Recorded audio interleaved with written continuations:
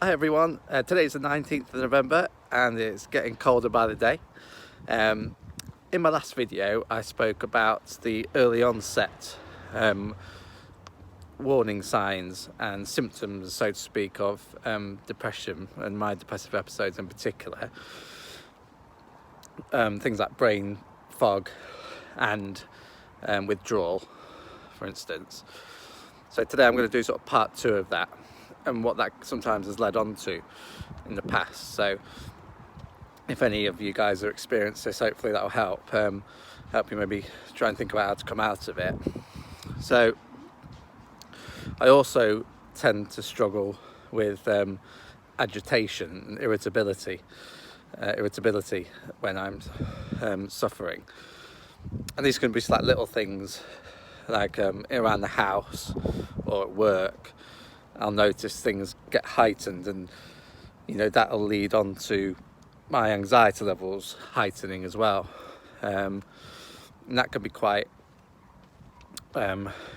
crippling, really, because it completely changes like your mood. So it will make you, for instance, it'll make me angry. I can feel sort of a real heightened anxiety. It's horrible feeling angry all the time, and it's a bit of a vicious circle with sort of agitation, anxiety and anger, I find. So what I do is I've learned that it's really important just to, say for instance, if you're having an argument with your partner and you can feel yourself getting really het up and starting to get angry, and you feel like your kind of mood is changing and your character, you're acting out of character.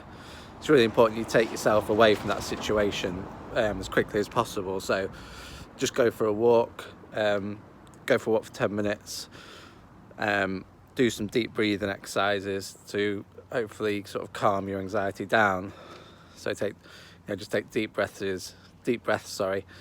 and try and let out any residual anxiety you've got, and taking yourself away from that kind of potentially explosive situation will help, because you're not going to get anywhere when you're feeling that heightened anxiety, especially if you're angry.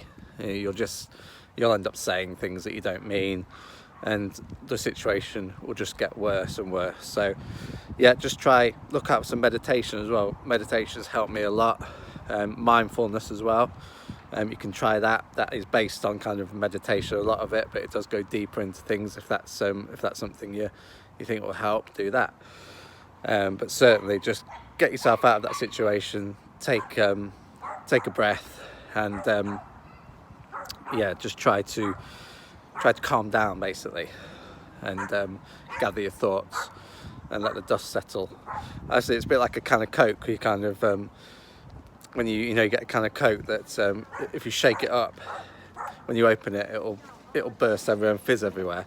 Whereas you just need to let that can of Coke settle down, and then you can start to think more rationally as well, and you'll return back to normal.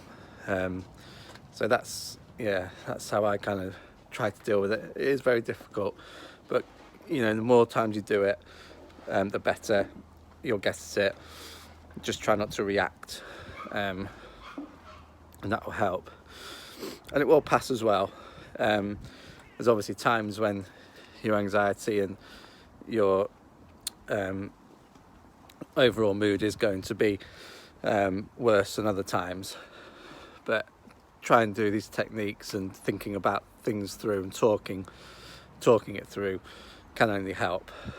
The other thing I suffer with quite a lot is like a feeling of despair or hopelessness, and this again is not a nice place to be, but it's important that we talk about it, because a lot of people do find that when they're going downhill in depressive episodes, and it's you lose all your self-esteem, you lose all your confidence, and you feel like you can't achieve anything.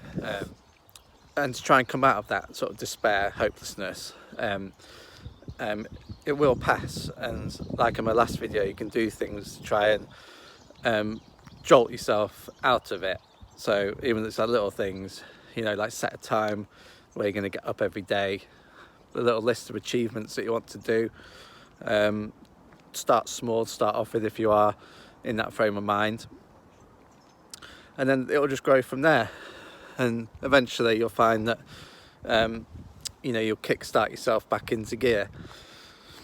And something I've really noticed as well, I've said this in my previous videos, that these episodes, if you put all these things into practice, these episodes will get less frequent, a lot less frequent, and over time there's no reason why they can't be eradicated, because you're learning all these new skills, you're learning how to cope with things, and that's all about. It's kind of like retraining your brain of how to cope better. And my final point today was just going to be about International Men's Day.